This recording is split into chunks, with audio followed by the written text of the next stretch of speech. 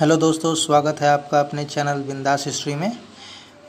हम लोग इसमें आजकल जो एंशिएंट हिस्ट्री की जो प्लेलिस्ट चला रखे हैं, इसमें बहुत सारे इम्पोर्टेंट सवाल हम लोग हल करते हैं, जिसमें हमें UPSC, BPSC, net JRF assistant professor के लिए बहुत ही इम्पोर्टेंट क्वेश्चंस होते हैं। तो आज ये उसका एंशिएंट हिस्ट्री के क्वेश्चंस का दूसरा सेशन है। आइए शुरू करते हैं। पहला सवाल है आज का कि ब्लेड और ब्यूरीन प्रकार के उपकरण, कल हम लोगों ने पढ़ा था कि हैंड एक्स और क्लीवर किस एज के थे, तो वो हम लोगों ने पढ़ा था पूरा पाषाण काल के थे। पूरा पाषाण काल में भी कौन से काल के थे? निम्न पूरा पाषाण काल के थे। आज ये अलग सवाल है कि ब्लेड और ब्यूरीन। तो मैंने आपको बताया था कि पाषाण काल को 3 भाग में बांटा गया था। पाषाण काल को कितने भाग में बांटा गया था? 3 भाग में बांटा गया था। और इन्हें ही 3 भाग में बांटने पे मैंने बताया था कि आपको पूरा पाषाण काल में बांटा गया, फिर एक मध्य पाषाण काल में बांटा गया, और तीसरा नव पाषाण काल में बांटा गया। तो इस तरह से पाषाण काल का 3 खंडों में जो विभाजन होता है, उसी में तीनों युग के अलग अलग औजार बनते हैं। समय के साथ उनमें परिवर्तन होता है। तो पूरा पाषाण काल के जो औजार थे उसमें ही हैंड एक्स यानी हस्त कुठार या हाथ की कुल्हाड़ी, और क्लीवर यानी विदारनी मिला था। ठीक है। उसी तरह मध्य पाषाण काल में भी अलग से औजार आए और नव पाषाण काल में भी कुछ औजार आए। ठीक है। तो ब्लेड और ब्यूरीन जो हैं, ये आपको उच्च पूरा पाषाण काल के हैं। ठीक है। ब्लेड और ब्यूरीन किसके हैं? उच्च पूरा पाषाण काल के।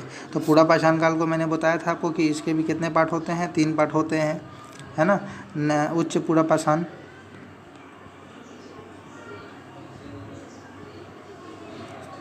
फिर होता है मध्य पूरा पाषाण,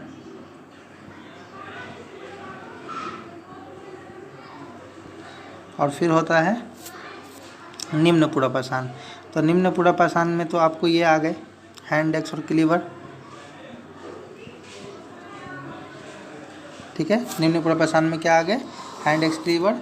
और इसके जो उच्च पूरा पाषाण है, इसमें आपको आ जाते हैं ब्लेड एंड ब्यूरीन्स। ठीक है। क्या आ जाते हैं? Blade and ब्यूरीन्स।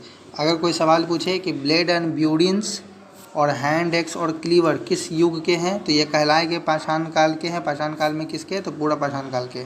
लेकिन अगर इसमें भी सब टाइटल पूछ ले कि हैंड एक्स और क्लीवर किसके हैं, तो वह हो जाएगा निम्न पूरा पाषाण। और अगर ये पूछे कि ब्लेड और ब्यूरीन किसके हैं, तो वो हो जाएगा उच्च पूरा पाषाण काल। ठीक है दोस्तों, चलते हैं अपने अगले सवाल की तरफ। हमारा अगला सवाल है, आभूषणों से युक्त मध्य पाषाणिक मानव समाधियाँ कहाँ प्राप्त हुई हैं? अब सवाल यहाँ पर ये कि आभूषण का मतलब हम लोग जैसा कि जानते हैं जेवर, हार, जो आभूषण होते हैं। तो ऐसा कौन सा मध्य पाषाणिक कब्र मिला है? समाधि मतलब कब्र होता है, कब्र मिला है मानवों का, जहाँ पर उनको आभूषणों के साथ दफनाया गया। मतलब ऐसा कब्र में ऐसे लोग मिले हैं जो आभूषण पहन के ही कब्र में दफन है। ठीक है दोस्तों। तो ये जो है, ये हमें मिला है मदहदा से। कहाँ से मिला है? मदहदा से। मदहदा से ही दोस्तों बूचड़ खाना भी मिला है। क्या मिला है? बूचड़ खाना। मैं जो बोल रहा हूँ आप उसे नोट भी कर सकते हैं। हो सकता है मेरे लिखने में लिखावट ठीक नहीं हो, चूँकि स्टाइलस पेन से लिखने का मुझे डिजिटल पेन से लिखने का आदत नहीं है, तो धीरे धीरे वो हो जाएगा। ठीक है। मदहदा से ही क्या मिले हैं? 35 गर्त चूल्हे भी मिले हैं। 35 गर्त चूल्हे। ठीक है। और यहीं से युग्मित समाधि भी मिली है। युग्मित समाधि का मतलब होता है स्त्री पुरुष दोनों का, युग्मित समाधि। ठीक है। यानी एक ही कब्र में स्त्री भी हैं और उसके साथ कौन से हैं? पुरुष भी हैं। ठीक है। तो बढ़ते हैं अपने अगले सवाल की तरफ। हमारा अगला सवाल है, खाद्य उत्पादन परक अर्थव्यवस्था संबंधित है।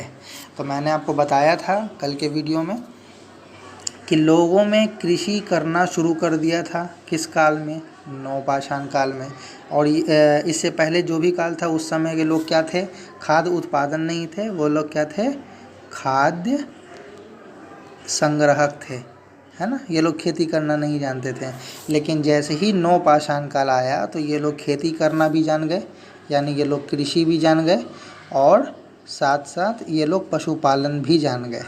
ठीक है, तो नवपाषाण काल की सबसे महत्वपूर्ण विशेषता क्या है, कृषि और पशुपालन। और मैंने बताया कि नवपाषाण काल की सबसे बड़ी क्रांति कही जाती है पूरे मानव युग की, कि नवपाषाण काल में इन लोगों को कृषि का ज्ञान हो गया। नहीं तो इससे पहले ये लोग क्या थे, पूरा पाषाण काल हो या मध्य पाषाण काल हो, ये लोग क्या थे, खाद्य संग्राहक थे, यानी कि ये जंगल से या प्रकृति की तरफ से मिलने वाले खाद्य पदार्थों पर ही ये जीवित रहते थे, खुद से कोई चीज़ उत्पादन नहीं करते थे। नवपाषाण काल में आने में इन्हें ज्ञान हुआ और ज्ञान के बल पे इन्होंने कृषि करना शुरू कर दिया। जब कृषि करना शुरू किया तो ये लोग पशुपालन भी नवपाषाण काल में शुरू, हालांकि पशुपालन तो मैंने आपको पिछली वीडियो में बताया था कि मध्य पाषाण काल से ही शुरू हो गया था, लेकिन मध्य पाषाण काल में खेती नहीं शुरू हुआ था, लेकिन खेती और पशुपालन दोनों नवपाषाण काल में शुरू हुआ है। और मध्य पाषाण काल में क्या था, मध्य पाषाण काल में खाद्य संग्राहक ही थे और पशुपालन भी था, है ना। कल के वीडियो को अगर आपने ठीक से नोट किया होगा तो आपके पास एक अच्छा फ्लो चार्ट बन चुका होगा। बढ़ते हैं अपने अगले सवाल की तरफ। गंगा घाटी में धान उत्पादन के प्राचीनतम प्रमाण किस स्थल से प्राप्त हुए हैं। तो देखिए अब यहाँ पे सवाल गंगा घाटी का पूछा जा रहा है कि गंगा घाटी में, यानी गंगा यमुना दोआब में धान की खेती, धान मतलब मैंने बताया ना, कहीं कहीं धान लिखता है तो कहीं कहीं चावल लिख सकता है। प्राचीनतम प्रमाण कहाँ से मिले हैं, तो मैंने आपको बताया था कि अगर आपको कोल्डी हवा नहीं रहेगा तो वो क्या रहेगा, लोहरा देव रहेगा। लोहरा देव कहाँ है, यूपी में। यूपी के कहाँ, तो यूपी के संत कबीर नगर में। ये आपको मैंने पिछली वीडियो में बताया है। अगर आपने पिछली वीडियो नहीं देखी है तो प्लीज़ पहले आप इस सीरीज़ की पहली वीडियो देख लें, इसलिए क्योंकि पहली वीडियो देखने के बाद आपका पूरा पाषाण काल क्लियर हो जाए कि पाषाण काल कहते किसे हैं, उसे कितने भागों में बांटा गया है, फिर उसके बाद फिर पूरा पाषाण काल को भी और कितने भागों में बांटा गया है, और हर युग में किस प्रकार परिवर्तन आया, किस प्रकार पूरा पाषाण काल से मध्य पाषाण काल से नवपाषाण काल के लोगों में जीवन में परिवर्तन आया, औजारों में किस प्रकार चेंजेस आया पूरा पाषाण काल से मध्य पाषाण काल और मध्य पाषाण काल से नवपाषाण काल में। तो पहला वीडियो आप इसका ज़रूर देखें ताकि आपको समझने में कॉन्सेप्ट और क्लियर हो। आप ये सीरीज़ अगर पूरा देख लेते हैं तो निश्चित रूप से आप मान के चलिए फ्रेंड दोस्तों कि अगर आप कोई भी टेक्स्ट बुक्स पढ़ेंगे आपको पढ़ने में कोई कठिनाई नहीं आएगी, आपको ऐसा लगेगा कि आप ये चीज़ पहले से जानते हैं। चलिए बढ़ते हैं अपने अगले सवाल की तरफ। हमारा अगला सवाल है, भारत में सर्वप्रथम पूर्व पाषाणकालीन उपकरण रॉबर्ट ब्रूसफुट को मिला था। ये मैंने आपको बताया था किसे मिला था, क्योंकि इन्हें और क्या कहा जाता है, इन्हें हम लोग कहते हैं प्रागैतिहासिक काल के जनक। रॉबर्ट ब्रूसफुट क्या कहलाते हैं, प्रागैतिहासिक काल के जनक। हम लोगों ने पढ़ा था पिछली वीडियो में। और प्रागैतिहासिक काल कहते किसे हैं, प्रागैतिहासिक काल किसे कहते हैं, वो उसे कहते हैं जिसका कोई लिखित साक्ष्य ना हो, है ना। इसके बारे में भी मैंने आपको कल समझाया है, आप ज़रूर देख लें प्रागैतिहासिक काल। तो रॉबर्ट ब्रूसफुट को कहाँ मिला था, ये भी मैंने बताया था आपको, मद्रास के पलवरम में मिला था। और कब मिला था, तो 1863 में मिला था। तो इसका सही उत्तर क्या हो जाएगा दोस्तों, इसका सही उत्तर हो जाएगा बी, 1863 में। अब बढ़ते हैं अपने अगले सवाल की तरफ। हमारा अगला सवाल है कि भारतीय उपमहाद्वीप में धान की खेती का प्राचीनतम पुरातात्विक साक्ष्य कहाँ से मिला है। तो मैंने आपको पहले ही बताया था कि उत्तर प्रदेश के कोल्डी हवा, जो कि कहाँ पड़ता है, इलाहाबाद में। और इलाहाबाद कहाँ है, यूपी में, है ना, जिसे अब प्रयागराज भी कहते हैं। तो ये जहाँ कहीं भी धान की खेती, कहीं कहीं धान की खेती को कन्फ्यूज करने के लिए क्या लिख दिया जाता है, तो चावल लिख देता है। और चावल की खेती हो या धान की खेती हो, आपको कोल्डी हवा ही लगाना है। अगर कहीं कहीं कोल्डी हवा नहीं रहेगा तो लहुरा देव रहेगा। मैंने वो भी आपको पिछली वीडियो में भी बता रखा है, इस वीडियो में भी उसके सवाल भी आए हैं। और ये जो भी सवाल हैं, ये सारे के सारे सवाल मोस्ट इम्पॉर्टेंट सवाल हैं। ये सवाल कई बार एग्ज़ाम में आ चुके हैं, रिपीटेड भी हैं, और आपके परीक्षा की दृष्टि से, चाहे वो यूपीएससी हो, नेट जेआरएफ हो, असिस्टेंट प्रोफेसर हो, जीआईसी हो, बीपीएससी हो, यूपीएससी हो, बहुत ही महत्वपूर्ण है। और ये सवाल कहीं ना कहीं आपको देखने को मिल ही जाते हैं। चलिए बढ़ते हैं अगले सवाल की तरफ। हमारा अगला सवाल है प्रागैतिहासिक अध्ययन का विषय है, यानी हम लोग प्रागैतिहासिक अध्ययन, अगर आपने पिछली वीडियो देखी होगी तो मैंने उसमें बताया था कि प्रागैतिहासिक अध्ययन या प्रागैतिहासिक काल कहते किसे हैं, तो उसे कहते हैं जिसका कोई लिखित साक्ष्य नहीं हो, लिखित साक्ष्य नहीं हो। तो अब जिसका कोई लिखित ही साक्ष्य नहीं होगा, यानी कि उस समय लिखा नहीं गया था, और लिखता पढ़ता कौन है, पढ़े लिखे लोग। तो जब पढ़े लिखे लोग नहीं होंगे तो वो क्या होंगे, निरक्षर होंगे। तो इसका सही उत्तर क्या हो जाएगा, इसका सही उत्तर हो जाएगा ए, निरक्षर लोग, यानी कि निरक्षर समाज का इतिहास ही प्रागैतिहासिक कहलाता है। क्योंकि जिसका कोई लिखित साक्ष्य नहीं, तो आखिर इसका साक्ष्य क्या है, अगर लिखित साक्ष्य नहीं है तो किस आधार पर हम लोग पढ़ते हैं प्रागैतिहासिक काल को, तो इसका एकमात्र स्रोत है उत्खनन से प्राप्त सामग्री, यानी खुदाई में जो भी सामान हमें प्राप्त होता है, चाहे वह औजार प्राप्त हुआ हो, लोगों के जीवन में जो चेंजेस आया हो वो प्राप्त हुआ हो, चाक पे बने मिट्टी के बर्तन प्राप्त हुए हों, ये चावल के दाने जो हम लोग पढ़ते हैं कोल्डी हवा से प्राप्त हुए, लहुरा देव से प्राप्त हुए, तो इन सब के रिसर्च के आधार पर उनका एज निकाला जाता है और एज के आधार पर हम लोग उनका निर्धारण करते हैं। तो ये सब के सब लिखित रूप में नहीं बल्कि खुदाई से हमें मिले हैं। ठीक है दोस्तों, अब बढ़ते हैं हम अपने अगले सवाल की तरफ। हमारा अगला सवाल है हथनौड़। हथनौड़ में पूर्व पाषाणिक मानव जीवाश्मों की खोज किसने की। ठीक है दोस्तों, हथनौड़ में, तो हथनौड़ की जो जगह पड़ता है दोस्तों उसके बारे में मैं आपको बता दूं, माफ़ कीजिएगा, 18 नंबर। हथनौड़ में ये जो आपको खोजकर्ता थे ये थे एन.के. सोनकिया। एन.के. सोनकिया क्या होता है, एन.के. सोनकिया का पूरा नाम है अरुण सोनकिया। ठीक है, अरुण कुमार सोनकिया इनका पूरा नाम है। ठीक है, इन्होंने ही हथनौड़ में आपको मानव जीवाश्मों की खोज की थी। अब ये हथनौड़ कहाँ पड़ता है दोस्तों, तो हथनौड़ पड़ता है एमपी यानी मध्य प्रदेश में। कहाँ पड़ता है दोस्तों, मध्य प्रदेश में। मध्य प्रदेश में एक जगह है होशंगाबाद। कहाँ है, होशंगाबाद। तो होशंगाबाद में ये जगह पड़ता है, और होशंगाबाद में कहाँ पर पड़ता है, होशंगाबाद में नर्मदा नदी घाटी में पड़ता है। ठीक है, नर्मदा नदी घाटी में पड़ता है।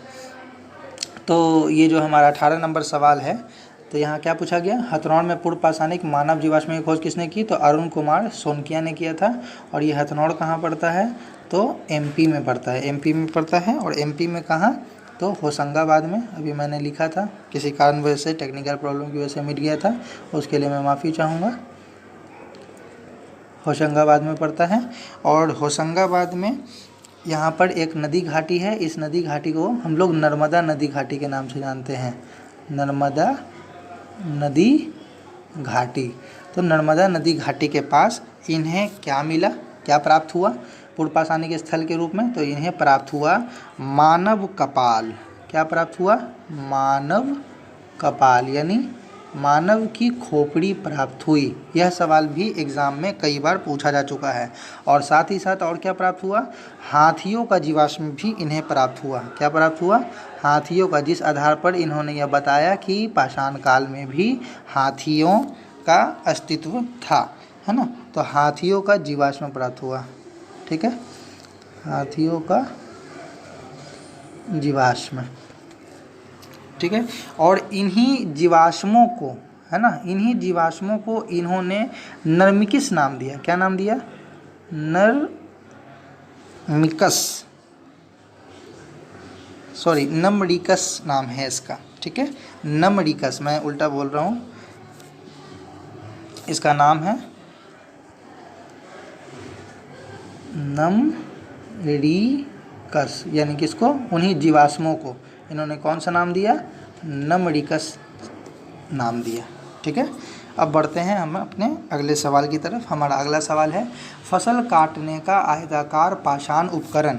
ठीक है, तो फसल काटने का आयताकार पाषाण उपकरण, यानी कि फसल जिससे कटाई करते हैं हम लोग, उस फसल काटने वाले मशीन की बात हो रही है, इसीलिए उपकरण शब्द का उपयोग किया है। और आज के युग में फसल किससे कटता है, हार्वेस्टर से कटता है।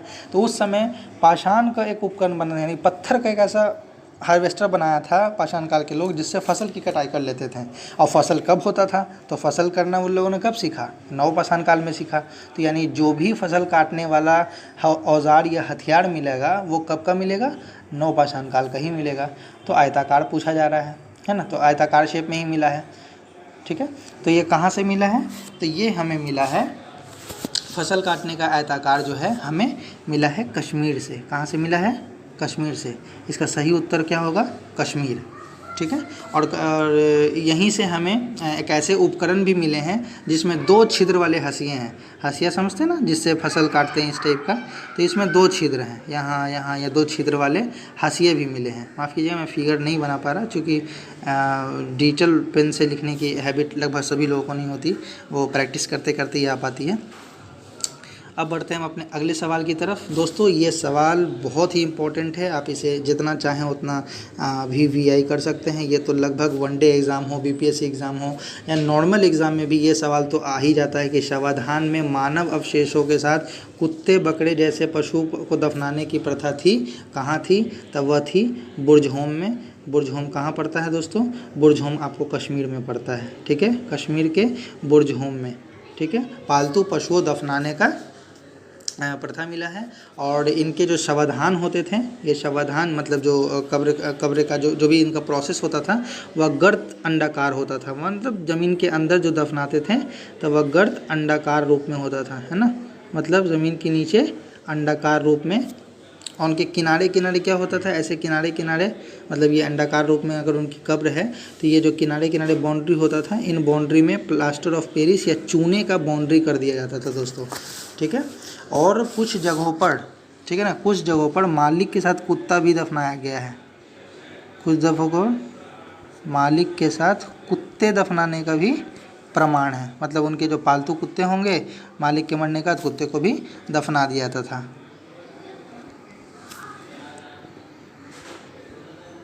दफनाने का प्रमाण। आप ये सारे पॉइंट्स ज़रूर नोट कर लें कॉपी में, ये बहुत इंपॉर्टेंट है। आप यकीन माने जब आप टेक्स्ट बुक्स पढ़ेंगे, अगर आप नेट जीआरएफ की तैयारी कर रहे हैं तो आपके लिए तो और बेनिफिशियल होने वाला है, क्योंकि ये ऑब्जेक्टिव्स बनाने के बाद आप अगर बुक पढ़ने बैठोगे आपको ऐसा लगेगा ही नहीं कि आप कुछ नहीं जानते हो, आपको बहुत सारा और नॉलेज बढ़ जाएगा। और सबसे बड़ी बात, आप ये नहीं देखेंगे कि मैं 10 क्वेश्चंस कराता हूँ, 15 क्वेश्चंस कराता हूँ, आप ये देखेंगे कि मैं उन 10 क्वेश्चंस के बाद और उसको इस तरीके से डील करता हूँ कि आपका एक क्वेश्चन में 4 क्वेश्चन डील हो रहा है। मैं 10 अगर क्वेश्चन भी कराऊँगा तो एक सेशन से आपका 40 सवाल सही हो जाएगा। चलते हैं दोस्तों अपने अगले सवाल की तरफ। हमारा जो अगला सवाल है, कभी कभी नेट में और टीजीटी पीजीटी में ये सवाल ज़्यादातर आ जाता है कि ताम्र पाषाणिक कायथा संस्कृति, एक कायथा संस्कृति है दोस्तों, संस्कृति बहुत सारी हुई थी, तो इसमें जो हर संस्कृति कोई ना कोई खोजकर्ता होते हैं, तो इसके जो है वी एस वाकनकर इसके खोजकर्ता थे कायथा संस्कृति के। तो ये कुछ संस्कृतियाँ हैं, उनके नाम तो आपको वैसे भी याद करने पड़ेंगे, इसमें मैं क्या समझाऊँ, क्योंकि बस याद रखना है कायथा संस्कृति के खोजकर्ता कौन, तो वी एस वाकनकर। ठीक है, चलते हैं अपने अगले सवाल की तरफ। हमारा अगला सवाल है, भारत में नवपाषाण काल का निम्नलिखित में से कौन सा स्थान था जहां बड़ी संख्या में हड्डी के बने औजार मिले हैं। तो दोस्तों ये सवाल मैं पिछले वीडियो में भी बता चुका हूं कि नवपाषाण काल भारत में ऐसा कौन सा जगह था। देखिए ये रिपीटेड क्वेश्चन आ रहा है बार बार, इसका मतलब है कि ये और भी जगहों पे आ चुका है। ठीक है, तो भारत में नवपाषाण काल की ऐसे कौन सा स्थान था जहाँ बड़ी संख्या में क्या मिले, हड्डी के बने औजार मिले, है ना। यहाँ चिरंद लिखा हुआ, लेकिन चिरंद नहीं, इसका पूरा नाम क्या है, चिरांद। और ये चिरांद कहाँ पड़ता है दोस्तों, तो ये चिरांद पड़ता है बिहार में। बिहार के किस डिस्ट्रिक्ट में पड़ता है, तो बिहार के सारण डिस्ट्रिक्ट यानी सारण ज़िले में पड़ता है। यहाँ के जो भी हड्डी के बने उपकरण मिले और जो भी औजार मिले, अच्छा हड्डी के बने मिले औजार भी मिले, अब उपकरण भी मिले, और हिरन के सींग के मिले हैं। तो ये सवाल ज़्यादातर आता है दोस्तों कि हिरन के सींग के कहाँ से मिले हैं, हिरन के सींग के उपकरण कहाँ से मिले हैं। तो आँख मूंद करके आपको चिरांद ही मारना है, जो भी उपकरण मिले वो कहाँ के मिले, हिरन के सींग के मिले। चिरांद में कहाँ से मिले हैं, हिरन के सींग के मिले हैं। ठीक है, यहाँ पर जो है बड़ी संख्या में पशुओं की हड्डी से बने औजार प्राप्त हुए हैं। ठीक है, और इनके जो खोजकर्ता थे वो क्या थे, पीके सिन्हा। पी.के. सिन्हा साहब ने जो है कि बिहार के चिरांद जगह की खोज की थी। बढ़ते हैं अगले सवाल की तरफ। अगर देखिए दोस्तों, एक सवाल है, आर्कियोलॉजिकल सर्वे ऑफ इंडिया आप जानते होंगे, आर्कियोलॉजिस्ट आप जानते होंगे, है ना, जो इतिहास में खुदाई कर कर के ज्ञान प्राप्त करते हैं, खुदाई से जो भी सामान निकलता है उसके आधार पर वो रिसर्च करते हैं और इतिहास में बताते हैं कि हमारे पूर्वज ऐसे रहे होंगे, ये जो भी उनके व्यवहार में परिवर्तन आया होगा, उस समय का समाज कैसा रहा होगा, आर्थिक स्थिति क्या रही होगी। तो देखिए दोस्तों, उसमें जब वो लोग रिसर्च करते हैं तो उसका बहुत सारा पैटर्न होता है। कभी कभी वो लोग जब खुदाई करते हैं तो संस्कृति का क्षेत्र विस्तार हो जाता है, संस्कृति का आकार का पता चलता है, कभी संस्कृति के स्वरूप का पता चलता है, कभी संस्कृति के काल मापन का पता चलता है। तो दोस्तों, आर्कियोलॉजिस्ट जो होते हैं जब वो कोई चीज़ का खुदाई करते हैं तो उनके पास अलग अलग टेक्निक होता है। तो उसी टेक्निक में एक नियम होता है लंबवत। अगर किसी चीज़ का, अगर कोई भी आर्कियोलॉजिस्ट अगर किसी चीज़ का लंबवत खुदाई कर रहा है ना दोस्तों, इस तरह का खुदाई, अगर लंबवत खुदाई होगा, इसका मतलब है कि वो उस क्षेत्र के विस्तार का ज्ञान नहीं प्राप्त करना चाह रहा है, उस क्षेत्र का आकार का ज्ञान नहीं प्राप्त करना चाह रहा है, उस क्षेत्र का स्वरूप का ज्ञान प्राप्त नहीं करना चाह रहा, बल्कि वो उस संस्कृति का काल मापन करना चाह रहा है कि यह संस्कृति का एज कितना है, यह कितना साल पुराना है। जैसे सिंधु सभ्यता में अगर लंबवत खुदाई हुई है तभी हमें मालूम चलता है कि 2350 से 1700, या और सब बुक में कहीं कहीं 2300 से 1700, मतलब विभिन्न किताबों में अलग अलग उसकी तारीखें हैं। उसी तरह जैसे हम लोग पाषाण काल पढ़ते हैं, नवपाषाण काल जैसे हम लोग पढ़ते हैं 9000 साल से है, 4000 साल तक है। और उसी तरह मान लीजिए पूरा पाषाण काल पढ़ते हैं कि 5 लाख से लेकर 50,000 साल तक। इस तरह के जो भी हम लोग पढ़ते हैं, तो ये किसी भी चीज़ का काल मापन हमें कैसे पता चलता है, तो वो जो आर्कियोलॉजिस्ट होते हैं वो लोग लंबवत खुदाई करते हैं ताकि हमें उस चीज़ का क्या प्राप्त हो सके, उसका समय प्राप्त हो सके। ठीक है। उसी तरह अगर उन्हें क्षेत्र विस्तार का पता करना होगा तो वह क्षैतिज उत्खनन कराएंगे। उसी तरह अगर संस्कृति के आकार का पता करना होगा, स्वरूप का पता करना होगा, तो उसके लिए उन लोगों के पास अलग अलग टेक्निक होती है। ठीक है दोस्तों, आशा करता हूँ ये सवाल आपको समझ में आया होगा। बढ़ते हैं अपने अगले सवाल की तरफ। हमारा अगला सवाल है, अनाज की उपज प्रथम बार प्रारंभ हुई। तो मैं आपको चीख के हर बार बता चुका हूँ कि पाषाण काल को 3 भागों में बांटा गया है। पूरा पाषाण काल, तो पूरा पाषाण काल आप जानते हैं, इस समय औजार थे और भौंदे किस्म के थे, बहुत अच्छे क्वालिटी के नहीं थे। और इस समय के जो लोग थे, इस समय का जो पाषाण था, इसको 3 भाग में बांटा गया था। पूरा पाषाण काल, है ना, और इसको फिर मध्य पूरा पाषाण काल, उच्च पूरा पाषाण काल ना, पूरा पाषाण तो है ही, उच्च पूरा पाषाण काल, मध्य पूरा पाषाण काल और तीसरा निम्न पूरा पाषाण काल, यही इसका 3 भाग था। तो हम लोग जानते हैं कि ये तो पूरा पाषाण काल में ही आएगा। उसके बाद दूसरा कौन सा काल आया, मध्य पाषाण काल। केवल पूरा पाषाण काल का ही 3 खंड है। ठीक है, मध्य पाषाण काल आया, मध्य पाषाण काल का कोई खंड नहीं है। फिर आया नवपाषाण काल, नवपाषाण काल का भी कोई खंड नहीं है। ठीक है, तो हम लोग जानते हैं कि नवपाषाण काल में ही क्या होना शुरू हो गया था, लोगों ने प्रथम बार कृषि करना सीख लिया था, यानी कृषि करना सीख लिया था और साथ साथ पशुपालन। इसी कृषि के कारण ये सबसे महान क्रांति कही जाती है ना, लोगों के जीवन में महान परिवर्तन आया। तो अब यहाँ पर सवाल क्या आ रहा है, यहाँ पर सवाल ये आ रहा है कि अनाज की उपज, तो भैया हमको मालूम है कि कृषि या कृषि जो इन लोगों ने करना सीखा वो नवपाषाण काल में ही सीखा। तो जो नवपाषाण काल में ही सीखा, तो अनाज की प्रथम बार उपज कब होगी, वह नवपाषाण काल में ही होगी। तो इसका सही उत्तर क्या होगा, नवपाषाण काल। अनाज की प्रथम उपज नवपाषाण काल में ही हुई थी। ठीक है दोस्तों, अब बढ़ते हैं अपने अगले सवाल की तरफ। हमारा अगला सवाल है, तिथि क्रम अनुसार निम्न को व्यवस्थित करें। मतलब पहले कौन सा युग आया, कौन सा युग आया, कौन सा युग आया।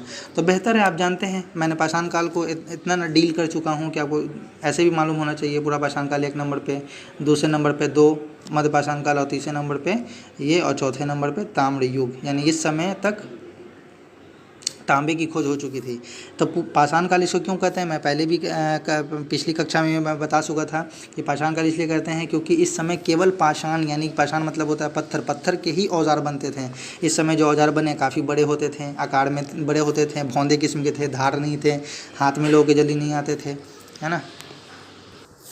तो पूरा पाषाण काल के जो भी औजार होते थे वो क्या होते थे, बड़े होते थे, छोटे आकार के नहीं होते थे, आकार हाथ में नहीं पकड़ाता था। मध्य पाषाण काल की सबसे बड़ी विशेषता क्या हुई कि औजार जो होते थे, उपकरण जो होते थे वो लघु रूप में आ गए, यानी छोटे हो गए, इनका ग्रिप बहुत अच्छा हो गया, हाथ में पकड़ आने लग गए। और नवपाषाण काल में क्या हो गया कि औजार तो बने ही, उपकरण भी बने, और छोटे होने के साथ साथ इनमें धारदार थे। कैसे थे, धारदार थे। धारदार होने के कारण इनमें फिनिशिंग थी, ये छोटे थे, बहुत सारे काम जो भोंदे होने के कारण या छोटे होने के कारण इस समय के लोग नहीं कर पाते थे। इस समय ऐसे ऐसे औज़ार बनने लग गए कि आसानी से खेती किया जाने लगा, हल भी बनने लग गए और खेती के साथ साथ बहुत सारी चीज़ों में काम आने लग गए। ठीक है, तो इसका मूल रूप से जो हमारा युग का जो सेशन होगा वो क्या हो जाएगा, 1, 2, 3 और 4। इसके बाद क्या होता है कि नवपाषाण काल तक ही नवपाषाण काल में ही लगभग तांबे की खोज तो हो ही गई थी, तो लेकिन इस समय पत्थर के ही औजार चलते थे, उपकरण चलते थे। लेकिन जब तांबे की खोज पूर्ण रूप से हो गई और तांबे का इस्तेमाल लगातार किया जाने लगा, तब यहाँ पर पत्थर के औजार और पत्थर के उपकरणों की महत्ता थोड़ी घट गई और तांबे की महत्ता थोड़ी ज़्यादा हो गई। जब तांबे की महत्ता थोड़ी ज़्यादा हो गई तो यहाँ पर फिर एक ताम्र युग खुल गया, यह ताम्र युग की शुरुआत हो गई। ठीक है दोस्तों, तो आशा करते हैं आपको यह सवाल भी समझ आ गया होगा। नेक्स्ट वीडियो में मैं और भी इसी तरह के मोस्ट इम्पॉर्टेंट सवाल लेकर के आऊँगा और मेरे वीडियोस को इसी तरह और जानने के लिए लाइक सब्सक्राइब करें। थैंक यू, धन्यवाद।